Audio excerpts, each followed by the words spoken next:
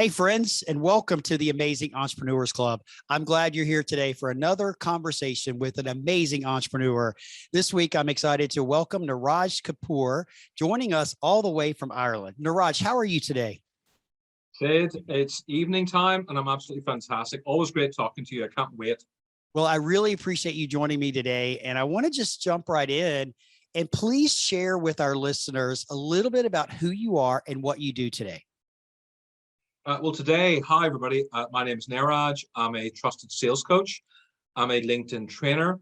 And in April this year, I was incredibly honored to be nominated as one of the top 16 sales influencers in the world to follow by Salesforce. And it's quite interesting. People call me when they want to close more deals. But when I spend time with them, closing deals is never a problem. People can't open deals. They can't engage. They can't send emails. Really simple stuff people really don't know how to do. And my job is to help them do it much, much better. So, Niraj, when you think about your business and what it is that you do, obviously you're a published author, you do a lot of different things. You're an excellent speaker and presenter. What is the core of your business? Is it sales training or LinkedIn training or a combination of both? Before March 2020, it was mainly sales training. And of course, I had book royalties. My first book went international in 12 countries. So that did very well. And I did some speaking events. Since lockdown, within 48 hours, all my business disappeared. It was probably the scariest, I'd say the scariest thing that's ever happened to me business-wise. And, sometimes bad things have to happen for good things to happen. And until then, my business was just about getting by. I wasn't doing great, but I was just getting by. But what lockdown did was it made me learn business very quickly. And all of a sudden, I had to learn how to rebuild from nothing, literally nothing. I had to learn so many new skills. And I had to learn how to really learn new skills, learn very quickly, rebuild from nothing. And that's not easy to do, especially in your late 40s. That's scary, Sure. But yes, I'm so grateful I did that. And now my business is about 60% LinkedIn. It's about 25% sales training, 10% speaking at events, and 5% book royalties. So you have those numbers down really specific, which means you pay attention to the numbers in your business, which is really good because there are a lot of entrepreneurs that don't pay attention to the numbers in their business and really where their business is coming from. And I was having a conversation the other day with someone about understanding what your clients are asking you for so that you can create additional revenue streams. And it sounds like as you were coming out of the lockdown, that you were able to discover some of those avenues to be able to continue to push forward with your business. And I want to talk about that, but I want to go back just for a minute. And, after 23 years of running sales for a business in London, what made you decide to want to become an entrepreneur? London is one of the greatest cities in the world. It just is. It's a fantastic city to work in. And I feel very grateful and very privileged to have done that. And for 5 of those years, I traveled the world. I ran shipping conferences, I ran sales teams, shipping events. It was incredible. So the way you do business in South Korea is so different to the Middle East, which is so different to Germany, which is so different to America, which is so different to Canada. And not just America, but doing business in New York is so different to LA. And that's so different to Georgia, which is so different to Florida. So I'm quite lucky I had that experience many people don't have. But when you spend many years away from home working, it does have a profound impact on your marriage and on your relationship with your children, and of course, in your health. And it's one of these things, until you lose your marriage, until you get divorced, until your health really goes bad, you don't really realize what your life has been like. And I just didn't enjoy the traveling 3 to 4 hours a day into London and back. And I wasn't enjoying the traveling as much. People think it's very glamorous, but traveling economy and staying in hotels is not glamorous. Being in airports, it's not. It's nice for a few months. It's nice to go to different countries and try and sightsee for a few hours if you can, but it's really hard work. And I just wasn't enjoying it. And I was saying to my bosses, I really want to work from home 1 or 2 days a week. And every boss I had kept saying, that's a stupid idea. Nobody will ever work from home. It's a dumb idea. You know, they were just so backward and ignorant in their thinking because that was the way it had always been done. And I remember a boss saying to me, if you're not happy, Niraj, just do your own thing. And I thought, you know what? You're right. I do want to do my own thing, but I'm too chicken because none of my family are entrepreneurs. All my family are academics. They're doctors, they're teachers, they're physiotherapists, psychologists. None of them own a business. Mm-hmm. And so I couldn't turn to any of them for advice. And the only brilliant business person I knew was my wife at the time, who said to me, you're not a business person. Do not start your own business. You're great at working for other people. You're not an entrepreneur. You're not a businessman. Don't do it. And of course, being the dumb husband, I didn't listen to her. and I thought, what do I do here? So I wrote a book called Everybody Works in Sales. Now, if you imagine when you write a book, you're not just writing a book, you're competing with Zig Ziglar and Jeffrey Gitomer and Jeb Blunt and Mark Hunter and Brian Tracy and all the greats in the world, plus the tens of thousands of people the world hasn't really heard of, but the competition is ferocious. And I thought, there's nothing I can say that's more intelligent than what they say. There's nothing that's smarter than what they say. There's no way I can sound more profound or more brilliant than them. But what I have got that they haven't got is my story. And I'm a great believer when it comes to business and sales, you gotta sell your story. People remember stories more than just boring facts and figures. So I told my life story of working in London, starting off at the very bottom, working my way to middle management, losing my job in the recession, having a midlife crisis, rising to the top, and then kind of thinking, is this it? You know, so it was a roller coaster journey, a lot of vulnerability, a lot of failure, which surprised people. Because people see me as a success, but they haven't seen the tremendous amount of failure I've had. Yeah. And that was it. The book became successful. And I thought, okay, that's it. Look at these book royalties. I've made it. And of course, that shows the lack of experience and lack of intelligence, because having a book become a bestseller on Amazon and being in the charts opposite Tony Robbins one week and then Richard Branson one week and Brian Tracy, it's amazing. But you cannot make a living off it long term unless you sell millions of copies, which I didn't do, or even hundreds of thousands of copies, which I didn't do. And it was then I thought, oh crap, I got to run a business now. And it was really 3 or 4 months into my business that I realized, okay, I've got to run a business now. Yeah. Sorry, that was a long answer, but I thought I had to give it to you properly. No, it's great. And I think what you realize is you wrote a book, which was the catalyst for you leaving your corporate job and starting your own business. And the book had great success. And then you realized, oh crap, I got to write a book. I got to run a business now.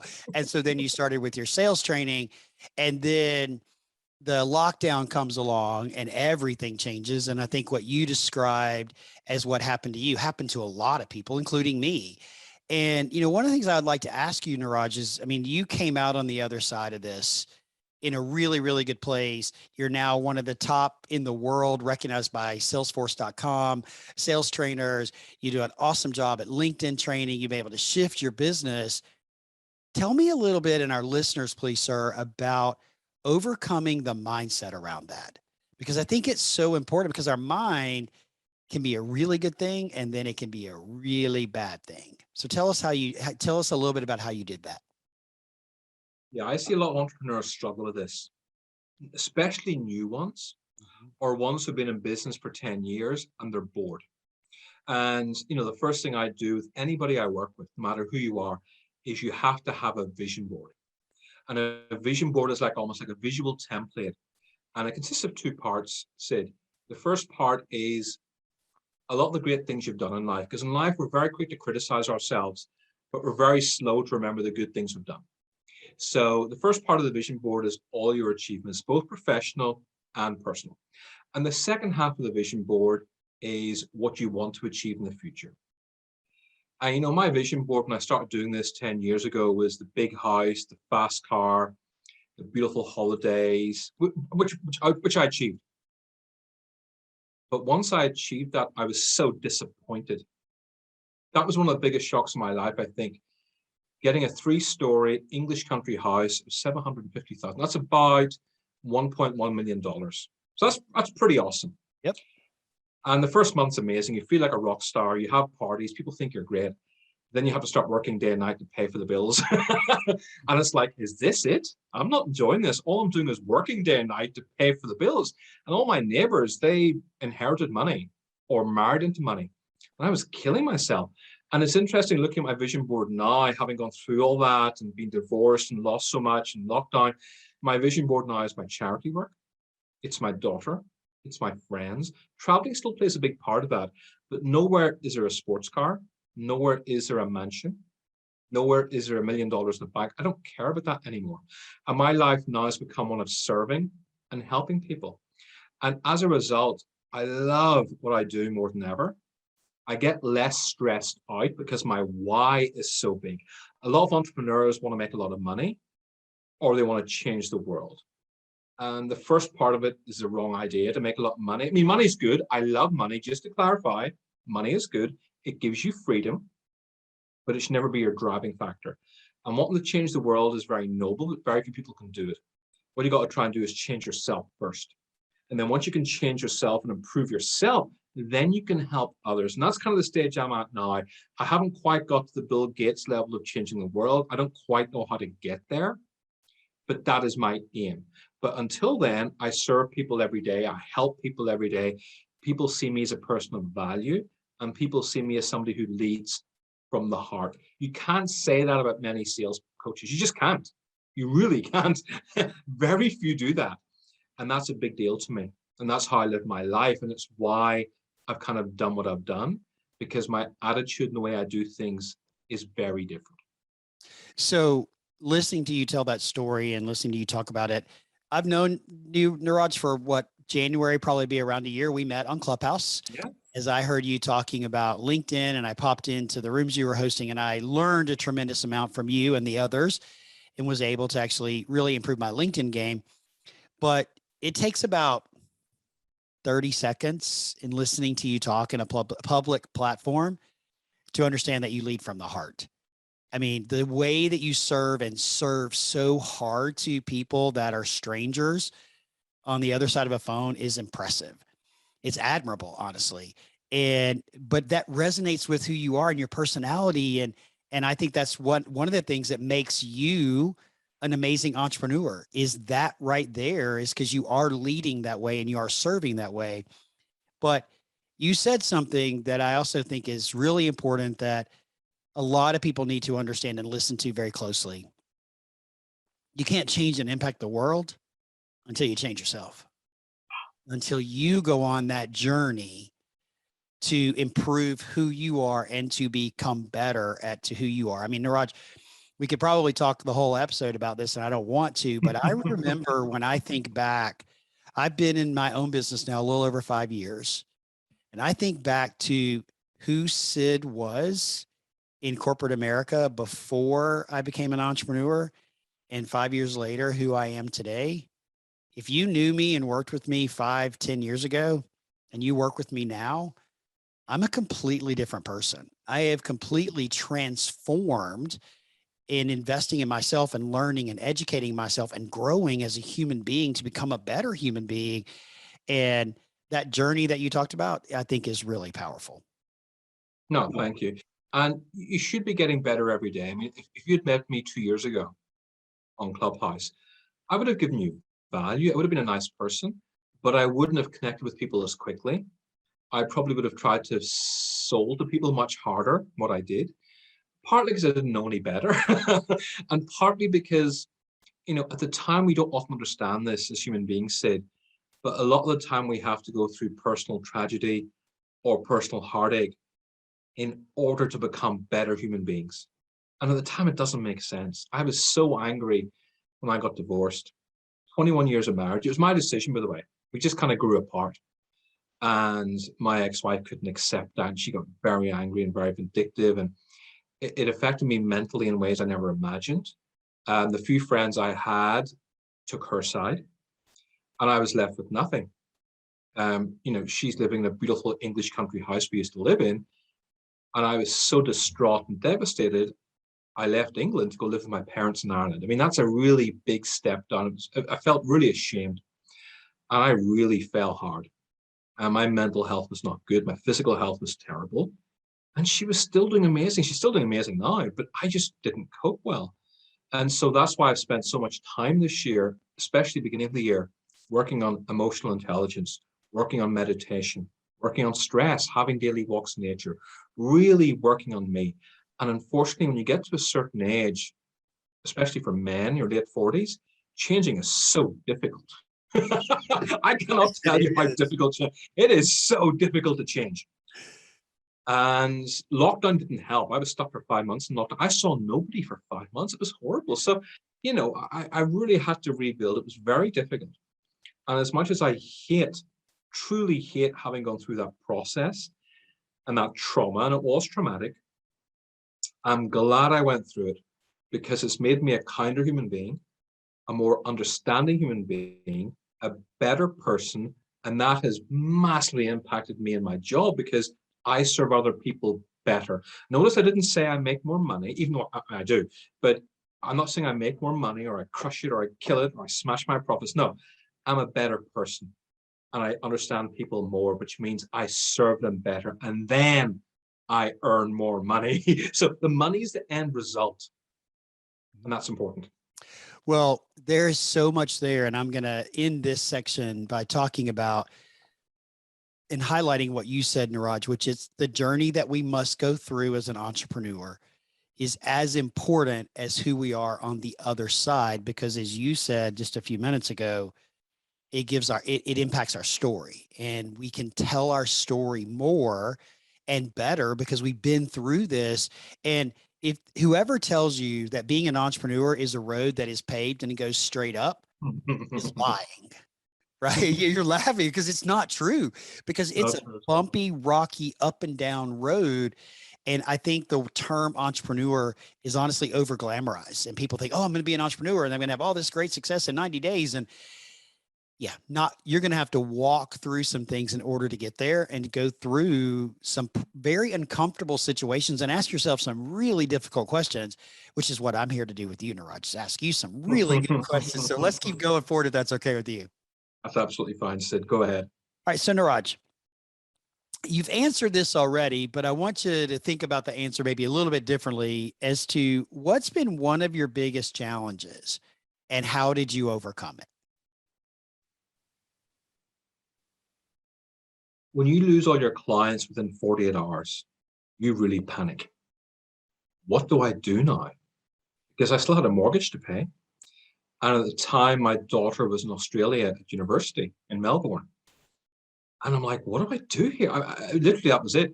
And luckily, I'm so into personal development that I know Brian Tracy, one of my heroes, said, look, when times are tough, get a pen and paper, not Evernote, not Trello, not an iPad. No, get a pen and paper and work out 20 solutions. Have a top 20 list. And it was brilliant advice. I do this all the time. And he goes, the first 5 or 6 ideas are quite easy. When you get to 12 or 14, it starts to get really difficult. And that's what I did. And I wrote down all these ideas, write a second book, start a podcast, start doing master classes, learn how to use this thing called Zoom, and it had all these things that I planned to do. And I did it. I did 17 episodes of a mental health and sales podcast with another podcast host. I released my second book. I did paid for master classes. Everything I wanted to do, I did. And I learned what it was like to have multiple streams of income. Because before that, I was a sales trainer. That was my main income. And I spoke at events and had book royalties, which was nice, but it was really the sales training in London. And now, and I still have this now as well, it's multiple streams. It's LinkedIn, it's sales training, it's mentoring in sales, it's speaking at events, it is the 2 book royalties, it's the book royalties from my PDF with Bookboon, the ebook I did. So it's multiple streams. You have to have multiple streams. And it means that some months, like in December, sales training is very quiet, but LinkedIn training picks up and I have other revenue streams as well. In January, sales training is huge. So it varies, but every month I'm okay because of multiple streams. So to build from nothing to multiple streams, I had to learn very quickly and take a lot of chances and do things. I've never ran a masterclass before over Zoom. I've never charged online. It's a very different skill set. Doing it in person is very easy. Doing it online is difficult. So you're constantly learning, constantly growing, constantly throwing yourself in the deep end. And I was surprised how many entrepreneurs and people I knew just observed and waited to see what was happening. Whereas I just got stuck into it because I had no backup plan. All the money I had paid for my divorce. I had no savings to fall back on, which looking back on it was actually very good because it means I didn't rest. I was straight into it, and that was important. That was very, very important. So learning all those new skills, jumping into the deep end, not being afraid to make mistakes. I did make a lot of mistakes, but it was okay. That's how I got through it. It was pig-headedness, determination. And then when lockdown finally lifted in the summer, I didn't stop. I didn't slow down. I kept going, pushing, because I thought, okay, I'm getting somewhere here, Right. And it's never one thing. People always ask me, what's the one thing I should do? And I always say, well, first of all, stop believing there's one thing you should do because it's never one thing. There's several tiny things you have to do every single day, and you got to be consistent with that. Absolutely. So I'm curious on this list of the top 20, and I love how you described it and that you created it. And I think everybody should have a top 20 list. I'm actually going to go create one now that you've said that, because I think you're tying the two together, creating the list and then multiple streams of revenue, and how can, rather than just one thing, multiple streams that can ebb and flow. When one's good, the other one's bad, and vice versa, keeps the income coming in, keeps the profit coming in. I'm really curious, Niraj, where was LinkedIn training on that list of 20? LinkedIn training was quite far down. It was towards the end. And it was only when clients about a month or two after started asking me for information, I thought, okay, I got to start doing this. Mm-hmm. So I hired a LinkedIn coach, and then I read loads of LinkedIn books. And then I started speaking at events for free, which I hate doing. But I had to, it's like anything, when you start out doing something, you have to learn your trade, so to speak. So I speak at networking events for 20 people, and then 30 people, and then 50 people, and then 100 people. And the more people you speak at, the more times they interrupt you, and you have people's phones going off, and people doing what they do on Zoom. You become better and better and better. I'm a great believer when you start anything, start at the bottom and just work your way up. Yep. It's the best way to learn. And that's what I did. And after giving about 30 talks, I started to think, okay, I can do this now with my clients. I started coaching my clients and getting better and better and better. And Clubhouse was wonderful in January 2021 because I met so many talented LinkedIn, way better than me, more talented than me, more experienced than me. And I went into their rooms really humble and just asked questions. And then after a while, I was on the stage, and after a month or two, they were asking me to join their rooms, which is great. And I joined a lunchtime one, mainly Americans, and I joined an evening one, mainly Americans as well, and a few British people. But it was fantastic. And you want to be smart at anything in life, Sid, just surround yourself with people who are way smarter than you and ask questions. That's what I did. Okay. There's so much there. I'm going to encourage anybody listening to hit the back button a couple of times and listen to what Niraj said again, because that is full of gold. But there's a couple of things here, because it was at LinkedIn training is at the bottom of your list. I personally believe you're one of the foremost LinkedIn trainers I've ever met, with your knowledge and all the information that you share and how practical and how real you make it. Okay. You make it very easy for people to understand, but it was at the bottom of your list. Now it's one of your top 3 revenue generating things that you sell to clients, because you invested in yourself, you learned, you educated, you read, and you practiced, and you got better and better and better. And now this is a top 3 revenue generator in your business. And that's a message for all of us, because you had hard times. You knew you're going to keep going forward. You discovered things, and then you invested to build and to grow. And I think each and every entrepreneur listening to this podcast has the opportunity to discover at least one, if not 2 more things that they want to, or their customers need, that they can invest in themselves and they can add revenue to their business without going to find new customers. They can go to their existing customer base with this new product or service and expand their revenue. So it was very powerful what you said, Niraj, and I appreciate the story about how you shared it and the journey that you went through. Oh, you're welcome. Look, it's really important to share this because people only see the success. How do you get so lucky? Which I hate when people ask me that. How do you get lucky? Or how do you get your success? And I keep saying it's because I've had so much failure, but also I invest massively in myself. I invest, I'm not just a coach. I invest in coaching for me. I used to read like 2 or 3 books a month. Now I read a book a week.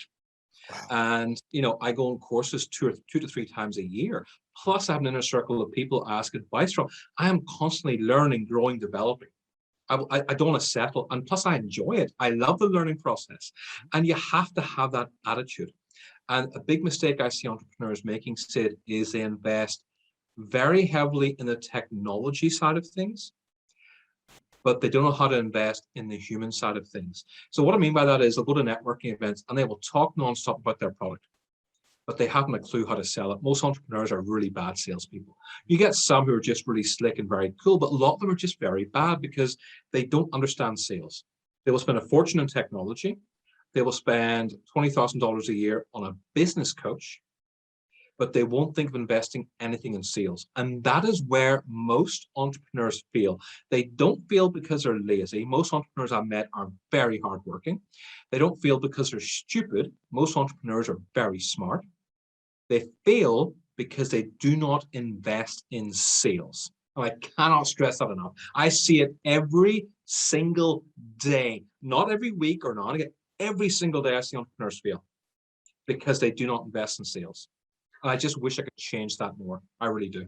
Well, I think you're already on your path to doing that because we need sales in order to generate revenue, in order to generate profit, in order to be able to, feed ourselves, feed our families, feed the people that work for us. So it's a trickle up or down effect, however you want to do it. It all starts with sales and teaching people how to do that. And you're on a mission to be sure that people understand how to do that and what that means by your sales training. And LinkedIn, again, is another powerful tool for that. But I do want to keep going because you've said a lot of this already. But Niraj, if you had to name 3 qualities that you believe make up a successful entrepreneur, what would those 3 qualities be? I don't want to give the answers. I imagine most people say things like persistence and relentlessness. And those are good answers, by the way. I would never disagree with that. I don't want to give those because it's too obvious. I would say invest in sales. Definitely. That is so, so important. Investing in sales is absolutely key. I would say think big, because at the beginning, I thought too small. All my business when I lost it was in London or locally where I lived. There was nothing else out there. Whereas in 2021, all my business is international now, which I love. I love the fact I have clients in Ontario, Buffalo, New York, Kentucky, Louisville, Portland, Oregon, in Finland, Helsinki, 2 clients in the Middle East, 2 in Spain, several in London. It's all around the world. Whereas before, it was just local. And I just wish I thought bigger at the beginning. I thought far too small. And as an entrepreneur, you have to work your ass off. You might as well go big. Yes, you So do. invest in sales, think big. And the third one, I don't know many people will actually mention, I'm going to mention it anyway, is take care of your health. Now, by that, I mean your mental and your physical health. Because a lot of entrepreneurs do struggle with their mental health. A lot of entrepreneurs I know have ADHD. A lot of entrepreneurs I know are on the spectrum of autism. They have various mental health challenges. A lot of it comes from their addiction to hard work, their need to succeed, overcoming childhood traumas, proving an ex-person wrong or a former boss wrong. There's a lot of things they're trying to prove. You've got to take care of your health. If I could change anything, I wish I took better care of my health. This last few months have been great. I've lost, 14 kilograms. I feel great, but it took me a long time to get there. I wish I did it sooner. And you got to take care of your mental and your physical health, not one of the two, both of them. So those are great pieces of advice, right? Invest in sales, think big, because I do think sometimes we think too small, and then take care of you, both mental and physical. And I would actually add emotional health to that as well. And hopefully you guys will all start following Niraj on LinkedIn, and we'll talk about that in a few minutes, as well as on Instagram. Niraj posts some great images and videos of his morning walks or his afternoon walks as he's walking through the park, and they're just so relaxing. And that's mental health. That's taking care of you and your mental health right there. It is. This time of year, I don't do it because it's so cold. It's so cold. It's November and it is freezing and it's wet. And quite a few times recently, I've tried doing it. I just got soaked. I'm like, this is ridiculous. My camera's wet. I can't do anything right, So the more recent ones are indoors, but it is good. And, again, just think of being a bit different. One thing I learned, again, this is why I read so much. David Breyer, who's a personal development expert, and a guy who Damon John, I think, one of the sharks in Shark Tank, has raved about David. He said the most important thing is to stand out. And I think that's brilliant advice. And when I look at other coaches in my sector, they don't stand out. Most of them look the same, but they also sound the same. And I sound completely different. And same on LinkedIn, I sound different to so many people. You really got to think about, how do you stand out? This is so, so important. And not enough entrepreneurs, a lot of people think they stand out, but they don't really do. You really got to ask yourself, how am I going to stand out in a busy, crowded market? What am I going to do that's different, that's going to get the attention of other people? So one of the ways I've heard that phrase too, Niraj, is playing small. A lot of times we play small, and standing out and playing big, to me, are the same thing. That if you're playing big and you're playing full out, then you are standing out. But if you're not standing out, you're playing too small. And I think that's something that a lot of things that keep us from playing full out, if you will, or playing really big, is fear. Fear is something that blocks a lot of us from, because, oh, what are people are going to say when we do this? Or, oh, I can't do this. There's that little evil guy sitting on your shoulder that's telling you you're not worthy and all that. But if we can push all that aside and keep moving forward, just like you have, and look at all the adversity that you faced and look at where you are today, absolutely amazing. And it's a great story to share. And hopefully those of you listening today have gotten a ton of inspiration from Niraj. And I'm going to say the biggest thing, my biggest takeaway from this conversation, Niraj, is don't quit. Don't stop. Don't give up on your dream. Just keep working hard, keep reinventing, make that list, and keep going forward. I say this a lot, like one step forward every day. You took 20 steps forward every day. And I think it's pretty fantastic. So, No, Niraj, thank you. is it okay with you if we have a little bit of fun? Yeah, please. Far away. So I have a deck of cards. Okay. And on these cards are random questions, and hopefully I get to pick some good ones that will give our listeners the opportunity to get to know you just a little bit better. Okay. Okay, so far away. Pick a number from 1 to 10, and I'm going to count off the cards. That's okay. My lucky number is 6. So. 6. Okay. Card number 6. I have to hold it up where I can read it, Niraj. Does your name have a special or significant meaning? And if so, what? That's a great question. It does. It means lotus. Sadly, not the sports car. I wish it was a sports car. It actually means a flower. Now, I never really cared much for that until a year ago. Tanya Kunze, who's a big trainer in South Africa, she told me the story of a lotus and how it grows as a flower. I said to her, my name's so boring, it means lotus. But Niraj, lotuses are amazing. I said, really? She said, they grow in mud. They grow in dirt. They are not what you consider pretty. But then years later, they blossom into something beautiful, just like you. I'm like, oh, that's so sweet. Because I spent years in the muck and the dirt and fighting and not being recognized and being ignored by so many people. And all of a sudden this year I've blossomed. And so I quite like that analogy. So thank you to Tanya Kunze in South Africa for teaching me that. But yes, that's what Niraj means, lotus. It's an Indian name. But you can probably hear by my accent, it's Irish, because I was born here and grew up here. So I'm so glad that somebody told you that story about what it really means and the power of it, because as you were describing it, I was like seeing this exact thing happen with you, because I think it's fantastic. All right. Pick another number from 1 to 10, but not 7. I'll pick 1. Oh, that's going to make my job easy. Off the top of the deck. Okay. What is the most important thing to carry with you all the time? Oh, I don't want to say my phone. That's so boring. But my phone, because that's where that's where I live my life. It's where I do everything.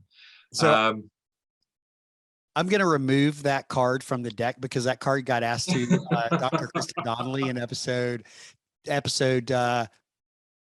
I think episode 3 is Dr. Kristen Donnelly. And that's exactly the answer she gave, your phone. But I think most people would answer that question exactly the same way. So I'm going to remove it from the deck. And that's fine. Let's do number 2 then. Let's throw it away.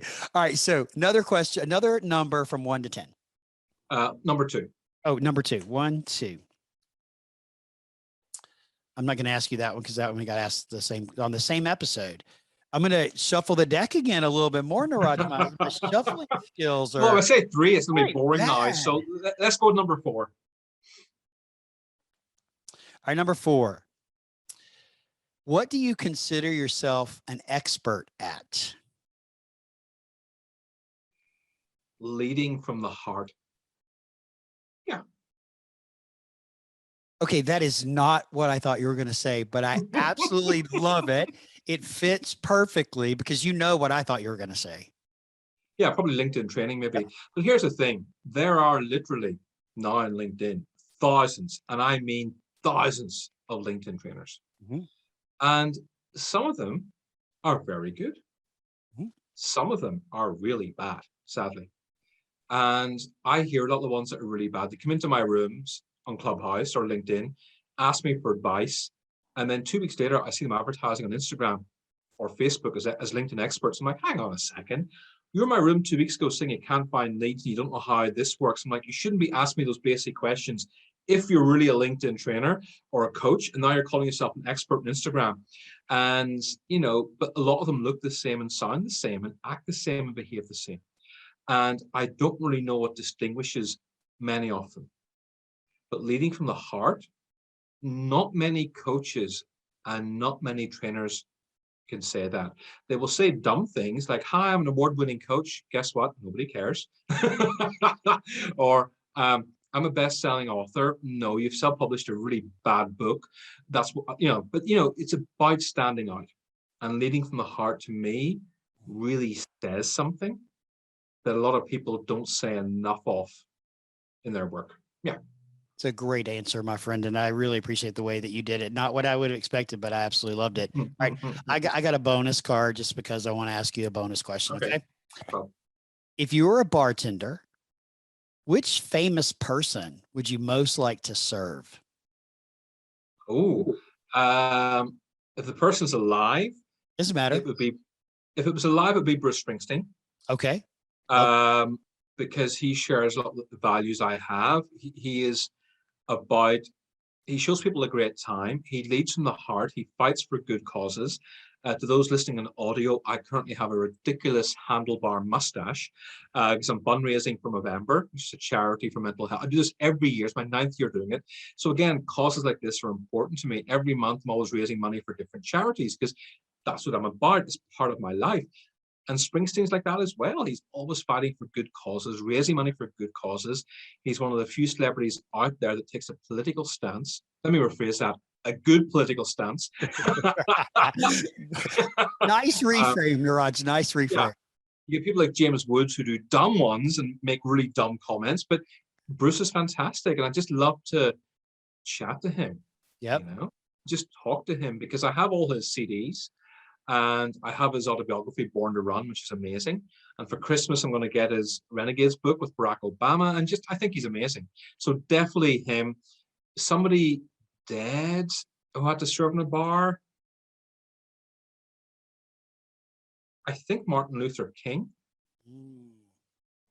Because I think he was so good at what he did. And the way he did it, again, people don't realize the guy was arrested so many times, rejected so many times, ignored so many times, misunderstood by so many people in America. He was trying to do good and nobody took him seriously. And it wasn't until about a decade later that the famous watch in Washington that he finally got the recognition he really deserved. So yeah, I'd love to meet him. Both of those are great, great answers. And I'm going to actually, because you didn't talk about it on this episode, but there's a hidden rock and roller in you from back in the day, is there not? Yes, that's right. My dream was never to be in sales. I don't think anybody thinks, you know what, 18 years old, I'm going to get a job in sales. Or I'm going to be, there was no LinkedIn back then. But yes, Sure. my dream was to be the Indian Bon Jovi at that stage. Because Springsteen, I worship now as an adult and have done so for a long time. But as an 18-year-old, Bon Jovi were my favorite band. That's And all. they remain my favorite band for almost 10 years. I was actually a member of the Bon Jovi fan club in New Jersey as well. That Oh, was that's back in the fantastic. days when you'd send postal checks in the post because you couldn't pay any other way, That's you right. know? That's awesome. And I was 16, so I didn't have a bank account. So I had to get money to the post office to create postal orders to send to New Jersey. It was incredible. And I wanted to be the Indian Bon Jovi. I worship Bon Jovi. Yep. And this is before Slippery When Wet, by the way. This is when their first two albums came out. Then Slippery When Wet, then New Jersey. And Slippery When Wet and New Jersey are two of the greatest rock albums of all time. They are just, even today, 30 years later, just, they bring so much joy and happiness into my life, always. And I've seen them 11 times in concert. Wow. And the first 9 times they were truly world class. The last decade, sadly, they've been pretty awful. John Bon Jovi's finished as a singer. He has been for a long time, but like a lot of these rock stars, he hangs in there. But yeah, not great anymore. But I wanted to be Bon Jovi as a kid because I grew up in working class. Well, in America, you call it blue collar Ireland. It was boring. It was depressing. It was nothing to do. Mhm. And as an Indian kid, I suffered a horrible amount of racism and violence and just fights. And it was horrible. And so all I wanted to do was escape. And for me, I had the impression that if I became a rich rock star, my problems would be solved. And I'm so glad I failed so horribly as a singer and didn't make it, because I know for a fact, if I did become rich and famous age 22, by 24, I'd be bankrupt. Because I didn't have the emotional intelligence and maturity to handle the money, or God knows I'd be in rehab. I would never have made it. I would have burnt out within a year to 2 years if I ever made it. So I'm glad I didn't make it when I was young. I didn't have success when I was 39, which is quite late in life, you know? Well, but I'm going to say this, everybody listening, I think gets a really good idea now why you are an amazing entrepreneur. All the things that you've done, how much you're investing in yourself, the learning, the embracing the opportunities to propel forward, to try new things, and leading from the heart and serving hard to people. And so with all that, Niraj, I'm so honored that you joined me today for this conversation. It's been a pleasure sharing a little bit of your story and all your insights with our guests and with our listeners. If our listeners would like to connect with you, what is the best way for them to do that? No matter how many times I say to people, go to everybodyworksinsales.com, they all just follow me on LinkedIn. So just go to LinkedIn. It's NIRAJ KAPUR, and just follow me there.